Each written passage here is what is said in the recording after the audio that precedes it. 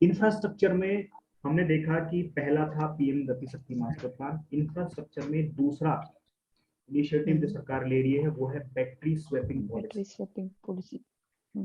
Battery swapping policy basically क्या है? सरकार चाहती है कि हम जो पेरिस एग्रीमेंट में हमने जो सिग्नेचर किया है और हमारे जो हमने नेशनल लेवल पर टारगेट सेट किए हैं कि हम कार्बन एमिशन को इतना कम करेंगे, उसके लिए क्या जरूरी है कि कार्बन से रिलेटेड जो यानी कि जो ऑयल पे चलने वाले व्हीकल्स हैं उनकी संख्या। तो इन सब बातों को ध्यान में रखते हुए सरकार लेकर के आई कि हम लोग क्या करेंगे, इलेक्ट्रिक व्हीकल जो बैटरी वाले व्हीकल्स हैं उनको हम लोग प्रमोट करें। उनके प्रमोशन के लिए सरकार लेकर के आई FAME, faster adoption and manufacturing of hybrid and electric vehicle. उसके लिए फेम लाई, अभी कुछ दिन पहले फेम 2 भी आया है, उसका सरकार लेकर के आई। ये आपको तैयार करना है फेम और फेम 2।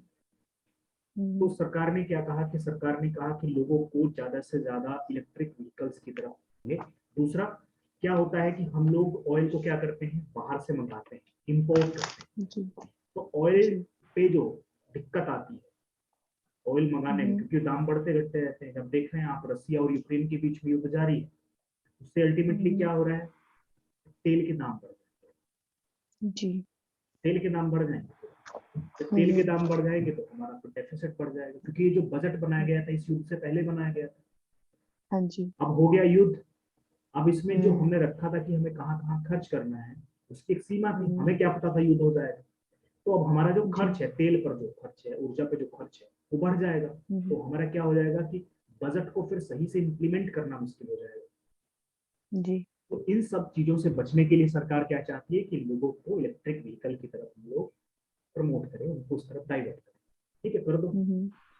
इसमें सबसे बड़ी समस्या जो है, सबसे बड़ी समस्या ये है कि जो इलेक्ट्रिक व्हीकल है वो महंगा होता है। नॉर्मल जो टाटा नेक्सॉन ईवी करके एक कार आती है दिल्ली में, उसका ऑन रोड प्राइस जो है वो 16 लाख के आसपास है, 16 to 17 लाख। ठीक है।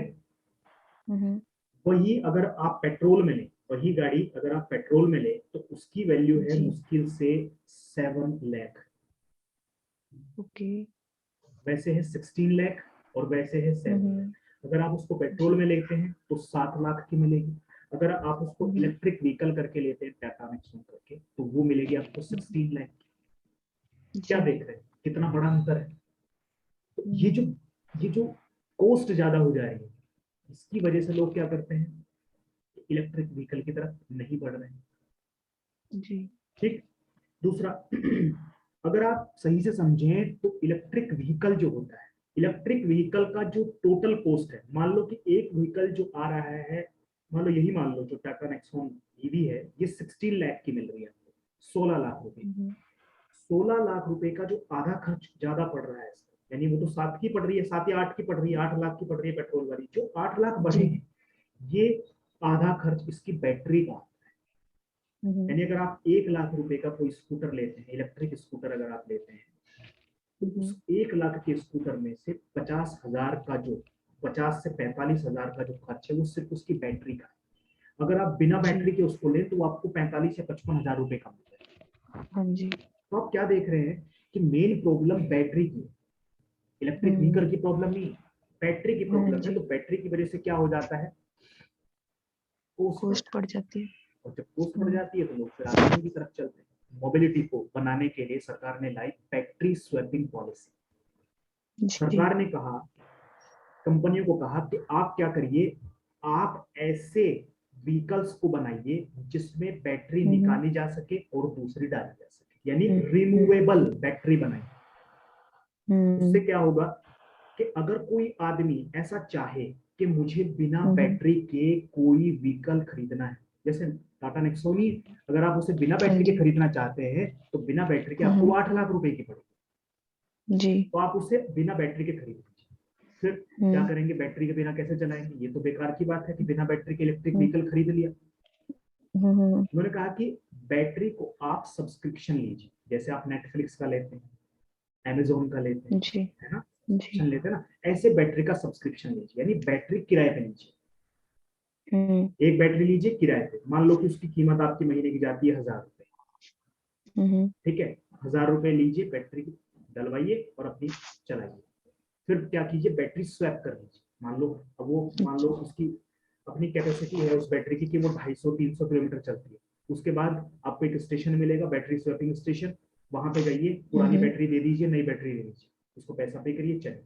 इससे क्या हो जाएगा कि उसकी कॉस्ट बच जाएगी। उसको सीधे 8 लाख रुपए नहीं देने पड़ रहे, उसको जितनी जरूरत है हर महीने जितना चलाता है उसके हिसाब से दे देगा। जी। ठीक है, तो इसी को समझते हैं कि बैटरी स्वैपिंग पॉलिसी में सरकार ने क्या किया, कि सरकार को ये लाने की क्या जरूरत है। लाने की जरूरत है कि एक तो क्लाइमेट चेंज से हम एड्रेस करना चाहते हैं, उसको टैकल करना चाहते हैं। एयर पोल्यूशन, क्योंकि जो हमारे तेल पे चलने वाले हैं वो तो पॉल्यूशन करते हैं, इलेक्ट्रिक तो नहीं करेगा। दूसरा एनर्जी सिक्योरिटी, है ना भाई, जब हम अपना इलेक्ट्रिक से बना रहे हैं तो हमें जरूरत ही नहीं है क्योंकि बाहर के तेलों के दाम बढ़ रहे हैं कि घट रहे हैं। प्रेजेंट स्टेटस क्या है इलेक्ट्रिक मोबिलिटी इंडिया में? जो टोटल व्हीकल्स हैं जो हमारे यहाँ सेल होते हैं उनका सिर्फ 1.3% ही हमारे यहाँ इलेक्ट्रिक व्हीकल्स है। जबकि अगर मैं नॉर्वे की बात करूं तो नॉर्वे के टोटल व्हीकल्स का 75% उनके यहाँ इलेक्ट्रिक व्हीकल है, आइसलैंड में 45%। अगर मैं चाइना की बात करूं तो चाइना दुनिया का सबसे बड़ा एक्सपोर्टर है, सेल करता है किसको? इलेक्ट्रिक व्हीकल को। Largest sale of electric vehicle, दुनिया में सबसे ज्यादा इलेक्ट्रिक व्हीकल चाइना बेचता है। और भारत की स्थिति क्या है? भारत की स्थिति खराब है। जी। सरकार ने किस किस तरीके के इनिशिएटिव लिए हैं अभी तक इसको इलेक्ट्रिक व्हीकल को प्रमोट करने के लिए? तो इंस्टीट्यूशनल स्ट्रक्चर बनाया इसने, क्या बनाया? National council for electric mobility. ध्यान रखने की ज्यादा जरूरत नहीं है, बस इतना पता होना चाहिए कुछ बना। तीसरा सरकार लेकर के आई PLI स्कीम। PLI स्कीम का मतलब है production link incentive. Production link incentive project, जो प्रोडक्शन लिंक इंसेंटिव है उसका मतलब ये है, इसको भी आपको करना है, ये स्कीम है, इन दो स्कीम को आपको करना है, फेम और PLI। थोड़ा सा बता देता हूँ कि सरकार क्या करती है। सरकार कहती है कि देखो इस बार आपने 100 प्रोडक्ट बनाए, ठीक है, आपको कोई सब्सिडी नहीं मिलेगी। बोले भी ये क्या बात है? उन्होंने कहा कि आपको प्रोडक्शन लिंक्ड करके मिलेगी। आप अगर अपना प्रोडक्शन बढ़ाते हो तो जितना प्रोडक्शन आप बढ़ाओगे उस प्रोडक्शन पे आपको छूट मिलेगी। उस पे आपको, अगर आप कच्चा माल खरीदते हो, बिजली लगाते हो, उसको एक्सपोर्ट करते हो, उस पे आपको सब्सिडी मिलेगी। तो कहाँ मिलेगा इंसेंटिव? कहाँ मिलेगा आपको? प्रोडक्शन लिंक, यानी 100 से ज्यादा जब आप बढ़ाओ, इससे क्या होगा कि जो हमारे मैन्युफैक्चरर है, जो हमारे मैन्युफैक्चरिंग करते हैं लोग, उनको क्या मिलेगा? मोटिवेशन आएगा कि भैया 100 से 200 करते हैं। तो ऊपर के जो 100 है या जो 50 है, जो 100 से हमने 150 किया, जो ऊपर के 50 हम करेंगे उस पर तो सारा खर्च लगभग सरकार दे देगी, एटलीस्ट आधा तो दे देगी। तो उससे क्या होगा कि हमारे यहाँ मैन्युफैक्चरिंग ज्यादा होगी। जब मैन्युफैक्चरिंग ज्यादा होगी तो हम क्या कर पाएंगे? एक्सपोर्ट कर पाएंगे, है ना? उसको कहते हैं प्रोडक्शन लिंक्ड इंसेंटिव स्कीम, इसको पढ़ना है। ठीक है, तो ये सरकार लेके, ये अभी तक लाए गए थे। इस बार बजट में सरकार क्या लेकर के आई? वो है first loss risk sharing instrument. First loss, पहला जो आपको लॉस होता है उसका जो रिस्क है उसको हम शेयर करेंगे। इसका एक इंस्ट्रूमेंट बनाया गया, एक फंड बनाया गया $300 मिलियन का। $300 मिलियन का किसने बनाया है? नीति आयोग और वर्ल्ड बैंक। अगेन इंपोर्टेंट, जी। आप देख पा रहे हो बजट में कितनी बारीकी चीजें होती है, कैसे सवाल बन सकता है। वो सीधा पूछेगा कि अभी सरकार ने फर्स्ट लॉस, इसको हिंदी में लिख देगा, रिस्क इंस्ट्रूमेंट करके बनाया है, उसको किस किस के द्वारा गवर्न किया जा रहा है। नीति आयोग एक दे देगा, मिनिस्ट्री ऑफ रेलवे, ये वो वगैरह वगैरह जो भी। देखो क्या होता है कि अगर मैं एक आदमी हूँ, मुझे लेना है एक इलेक्ट्रिक व्हीकल, तो मैं कहाँ जाऊंगा? मैं जाऊंगा बैंक, और बैंक जाऊंगा, बैंक में मैं बोलूंगा कि मुझे एक चाहिए लोन आपसे, मुझे लेना है एक व्हीकल, एक कार लेनी है मुझे, इलेक्ट्रिक कार लेनी है। तो अब बैंक क्या करेगा? बैंक कतराएगा, बैंक बोलेगा कि देखो कार वार चलनी तो है नहीं, इलेक्ट्रिक कार चलनी तो है नहीं इसकी, क्योंकि एक तो खर्च बहुत ज्यादा है, महंगी पड़ रही है, दूसरा बैटरी की सुविधा नहीं है, स्वैपिंग स्टेशन जगह जगह नहीं है, तो क्या करेगा? ये पैसे वापस नहीं कर पाएगा। ठीक है, एक तो वो डर रहता है। ये मान लो फिर भी बैंक का काम है लोन देना, उसने मुझे लोन दे दिया, उससे क्या हुआ कि उसने मुझे लोन दे दिया और इन सारी समस्याओं के चलते मैं उसके पैसे वापस नहीं कर पाया, उसके पैसे डूब गए। तो बैंक को लग गया ट्विन शॉक, बैंक को लग गया ये ट्विन शॉक क्या कि उसकी बैलेंस शीट खराब, बैंक पहले से एनपीए चल रहा है, आप देख ही रहे हैं 2014-15 से बैंकों का एनपीए बढ़ रहा है, हमने पढ़ा ही था ये सब चीजें। बैलेंस शीट खराब है, दूसरा एक बैंक की बैलेंस शीट खराब है, दूसरा उस लेने वाले की बैलेंस शीट खराब है जो पैसे वापस नहीं कर रहा है, तो ट्विन शॉक लगेगा बैंक। इसके लिए बैंक क्या करेगा, फिर एनपीए बढ़ जाएगा। तो सरकार ने क्या कहा, सरकार ने नीति आयोग और वर्ल्ड बैंक एक फंड बनाया इन्होंने $300 मिलियन का, उसको इन्होंने कहा first loss risk sharing instrument. उन्होंने कहा बैंक को कि मान लो एसबीआई है कि एसबीआई आप इस आदमी को, बैंक को उस आदमी को लोन दीजिए, इलेक्ट्रिक व्हीकल खरीदना चाहता है ना ये, हाँ तो जो आदमी इलेक्ट्रिक व्हीकल खरीदना चाहता हो उसको आप लोन दीजिए, कोई दिक्कत नहीं। अगर वो आदमी अपना पैसा वापस नहीं कर पाता है, जो आपसे ऋण लिया है, अगर ऋण वापस नहीं करता है, उसकी भरपाई इसके बिहाफ पे हम करेंगे। तो बेसिकली जो उसका पहला लॉस है उस आदमी का, जब उसने पहली बार इलेक्ट्रिक, अब ये तो नहीं कि मैं फिर 4-4 बारी जाऊं और मैंने अपना पता लगा कि मैंने घर पे बना लिया अपना एक स्टॉक बढ़िया सा, क्योंकि पे तो सरकार कर रही है, नहीं, पहला लॉस जो होगा किसी भी आदमी का उसको कौन करेगा, बैंकों को नुकसान नहीं होगा, तो बैंक लोन देने से कतराएंगे नहीं, और जब लोगों को लोन टाइम पे मिलेगा तो लोग इलेक्ट्रिक व्हीकल खरीदने से कतराएंगे। तो ये किसका इनिशिएटिव है, नीति आयोग और वर्ल्ड बैंक का, किस लिए है वो भी हमें पता है। इसके बाद है कि कैसे काम करेगा बैटरी स्वैपिंग पॉलिसी जो लाई गई है, ये किस तरीके से काम करेगा।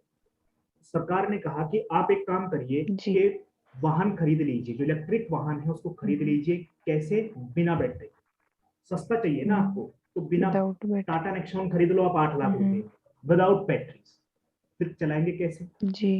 उन्होंने कहा कि बैटरी को आप लीज पे या उसका सब्सक्रिप्शन ले लो बैटरी का, जैसे आप और चीजों का ठीक है, उसको जो रिचार्ज की गई है बैटरी, आप स्टेशन पे जाइए किसी भी, मान लो आपकी बैटरी है, आपने लगाया, आपने उसको 250, 300, 400 किलोमीटर चलाया, जितनी भी उसकी स्ट्रेंथ है, उसके बाद आपको लग रहा है कि ये अब डिस्चार्ज हो रही है, क्योंकि उसके इंडिकेटर देता है उसमें बैटरी डिस्चार्ज होने वाली है अगले 10 to 15 किलोमीटर में, तो आप उसमें जो भी आपको बैटरी स्वैपिंग स्टेशन मिलेगा, सरकार बिल्ड करेगी, बैटरी स्टेशन बिल्ड कर रही है, बना रही है, तो वहां जाइए और बोलिए कि बैटरी स्वैप कर दीजिए, उसको पेमेंट कीजिए, निकल दीजिए, जैसे आप पेट्रोल डलवाते हैं, सिंपल।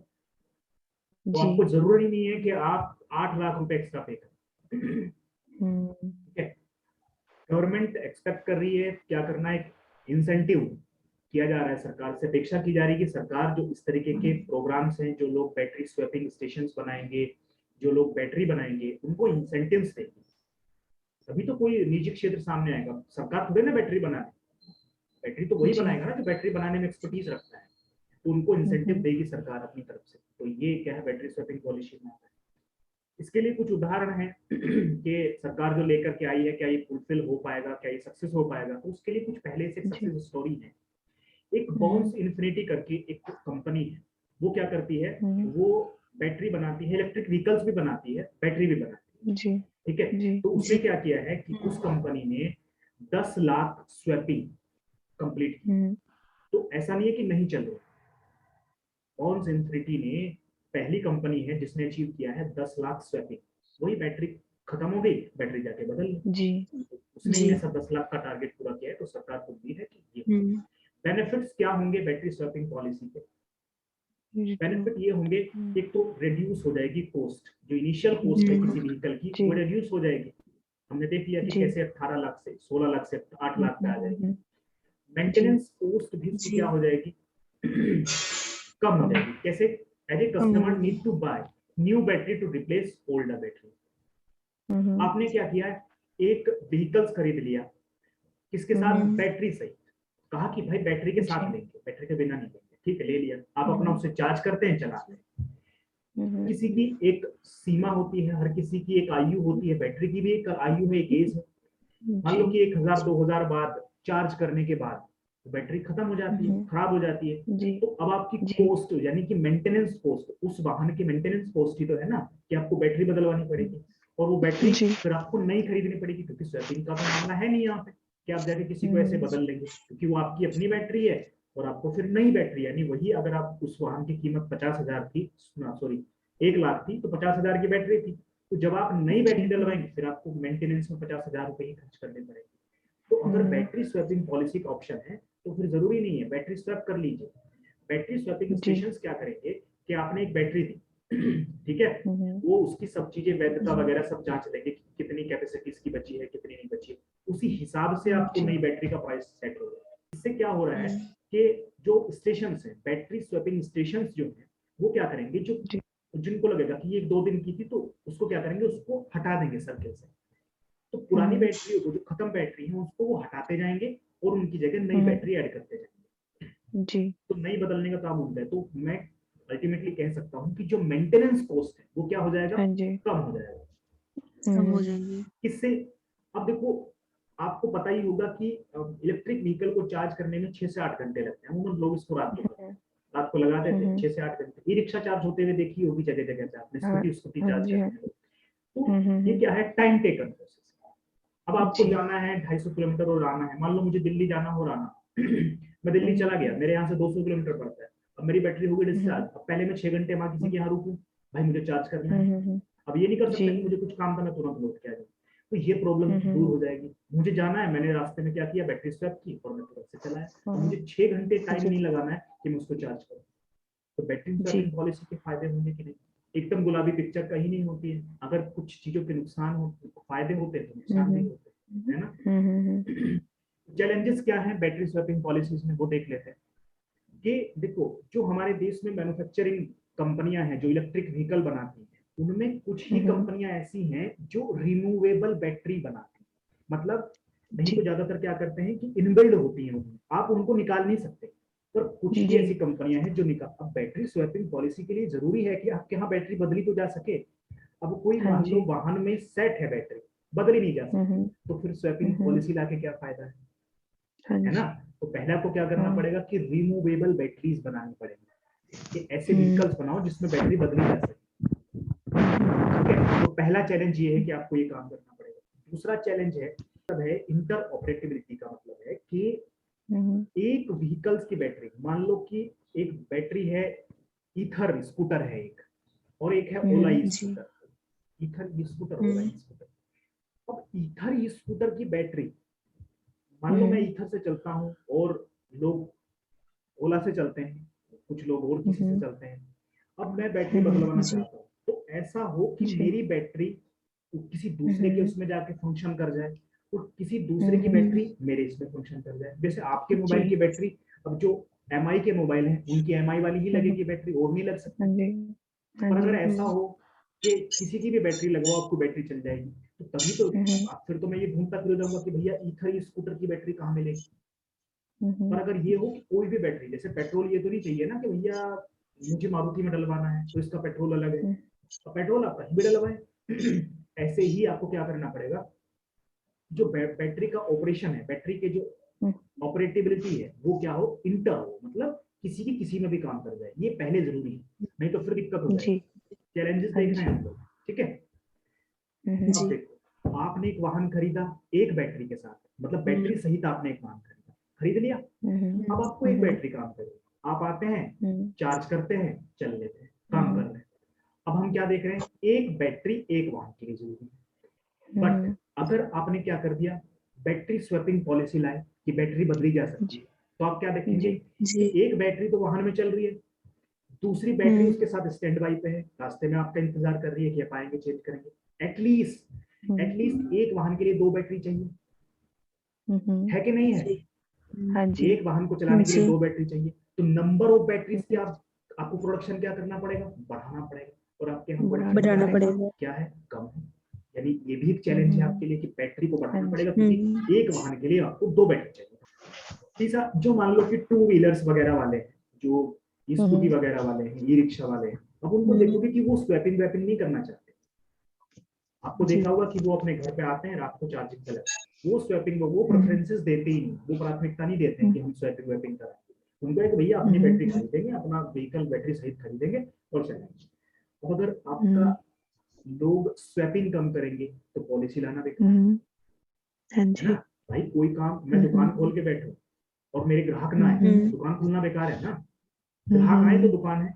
तो जब आप स्वैपिंग पॉलिसी ला रहे हो और लोग उसको, जो 2 व्हीलर वाले हैं स्पेशली, वो क्या करेंगे, प्रेफरेंसेस कम देंगे, ये भी एक चैलेंज है। तो लोगों को अवेयर करना, लोगों को समझाना, लोगों में इस तरीके का मोटिवेशन जगाना, ये भी एक चैलेंज है आपके लिए। जी दूसरा, बैटरी पे जीएसटी का हाई रेट है, 18% है, 15%, 18% 18। है। Higher GST rate on batteries, battery पर 18% जीएसटी रेट लगता है। उसकी वजह से क्या होता है, बैटरी का कॉस्ट बढ़ जाता है। तो आपको इस कॉस्ट को कम करना है तो क्या करना पड़ेगा, जीएसटी का रेट कम करना पड़ेगा। ये एक चैलेंज है आपके लिए, ठीक है। दूसरा, हम क्या देखते हैं कि एक बैटरी की एक आयु हो, मतलब जी अगर मैं मोटे तौर पे कहूं कि मान लो एक बैटरी आपने एक वाहन में डलवाई और उसकी एक लिमिट है कि आप इसको 1000 बार चार्ज कर सकते हैं, कोई ना कोई तो लिमिट होगी ना।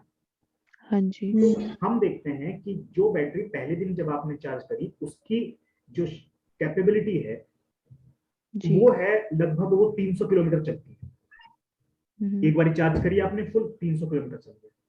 जब जी आप उसको 500 या 600 भी बार चार्ज करेंगे तो आप पाएंगे कि अब उसकी जो कैपेसिटी है वो कम हो रही है। अब वो जी 300 किलोमीटर नहीं चलती है, अब वो 250 किलोमीटर चलती है। जी धीरे धीरे धीरे धीरे जैसे जैसे बढ़ती जाएगी, यानी जैसे जैसे चार्जेस की जी साइकिल बढ़ती जाएगी, ऐसे उसकी परफॉर्मेंस क्या होती जाएगी, कम होती जाएगी। और कम होती अल्टीमेटली क्या हो जाएगी। जाएगा, अल्टीमेटली क्या हो जाएगा कि वो बैटरी खराब हो जाएगी, आप बैटरी को बदलवाएंगे। हाँ तो जी इससे होगा कि नंबर ऑफ बैटरी जो खराब है वो क्या हो जाएंगी, आपके यहाँ इकट्ठी हो जाएगी। यानी जी इलेक्ट्रिक जो कचरा है आपके पास बढ़ जाएगा। उसको सही से जी मैनेज करना, उसको सही से डिग्रेड करना, ये एक बड़ा चैलेंज है। भारत के पास अभी भी इलेक्ट्रिक ई कचरे के लिए, ई वेस्ट के लिए हमने बहुत सारे बिल है, बहुत कुछ लाए, पर हमारे पास अभी भी उसके लिए एडवांसमेंट नहीं है, उतनी अच्छी टेक्नोलॉजी जी नहीं है कि हम इलेक्ट्रिक कचरे को, ई वेस्ट को सही से क्या कर सके, मैनेज कर सके। जी ठीक है, तो उससे क्या होगा, जी इन्वायरमेंटल प्रॉब्लम्स आपके सामने आएंगे। तो चैलेंजेस में हमने देखा कि ये सब चीजें आपको। नेक्स्ट है harmonise list of infrastructure sector. तीसरा, इंफ्रास्ट्रक्चर में तीसरी चीज है, एक हमने देखा था पीएम गति शक्ति, दूसरा हमने देख लिया बैटरी स्वैपिंग पॉलिसी, तीसरा हम देख रहे हैं हार्मोनाइज लिस्ट ऑफ इंफ्रास्ट्रक्चर। एक लिस्ट जारी की है सरकार ने। अभी तक हमारे दिमाग में ये रहता था कि इंफ्रास्ट्रक्चर सेक्टर जो है उससे रिलेटेड कौन कौन सी चीजें होती हैं, हम देखते थे उसको रेलवे है, रोड्स हैं, ठीक है, एयरपोर्ट्स हैं, ये सब चीजें, हॉस्पिटल्स हैं, ये हमारे लिए इंफ्रास्ट्रक्चर की डेफिनेशन में आते हैं। सरकार ने कहा कि नहीं, सिर्फ यही इंफ्रास्ट्रक्चर की डेफिनेशन में नहीं आते। एक उन्होंने हार्मोनाइज्ड लिस्ट जारी करी। उन्होंने कहा कि हम डिसाइड करेंगे कि कौन कौन सी चीजें इंफ्रास्ट्रक्चर में आती है। तो सवाल आपसे जो पूछा जा सकता है, जो आपको ध्यान से याद रखना है, वो सवाल है कि harmonise list of infrastructure sector जो कि सरकार ने जारी की है, उसके लिए मिनिस्ट्री, नोटिफाइड मिनिस्ट्री कौन सी है? तो मिनिस्ट्री ऑफ फाइनेंस। किसने जारी की है?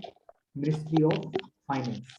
ये आपका पीटी का सवाल, जी ठीक है। जी इसमें बेसिकली 5 सेक्टर को इन्होंने सम्मिलित किया है, और अगर इसके 5 मेन सेक्टर हैं जिनको इसमें हार्मोनाइज्ड लिस्ट में डाला गया है, और 34 सब सेक्टर्स। जैसे पहला सेक्टर है ट्रांसपोर्ट एंड लॉजिस्टिक। ट्रांसपोर्ट और लॉजिस्टिक में क्या आएगा?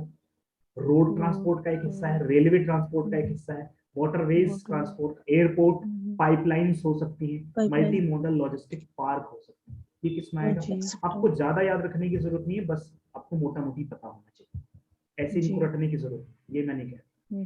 एनर्जी को डाला गया है सिर्फ, अब एनर्जी भी उसमें होगी, चाहे एनर्जी का जनरेशन हो, चाहे उसका ट्रांसमिशन हो, यानी उसको एक जगह से दूसरी जगह उसको ट्रांसमिट करना हो, चाहे वो वितरण करना हो, या स्टोरेज, ऑयल, गैस, एलएनजी, जो भी, ये सब एनर्जी में आता है। ठीक है, ये भी किसमें आएगा? इंफ्रास्ट्रक्चर। कैसी लिस्ट है? Harmonised list. Water and sanitation, solid waste management भी अब किसमें आएगा? इंफ्रास्ट्रक्चर में आएगा। इरिगेशन, वाटर ट्रीटमेंट प्लांट्स इत्यादि ये किसमें आएंगे? इंफ्रास्ट्रक्चर है। कम्युनिकेशन, टेली कम्युनिकेशन टावर बनाए जाते हैं, सर्विसेज, ऐसे ही सोशल मीडिया। ठीक, तो ये सरकार ने बनाई थी, मिनिस्ट्री ऑफ फाइनेंस ने ये क्यों जारी करी?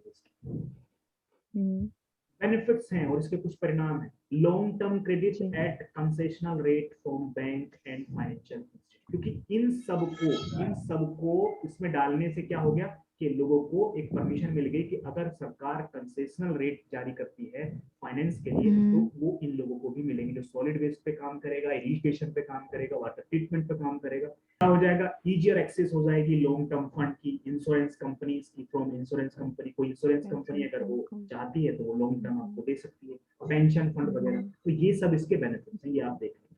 बेसिकली ये क्या है, जी मेंस का है, बेनिफिट्स की बात करें। और अगर प्री का है तो ये पूछा जा सकता है कि कौन से मेंस के, सिंपल।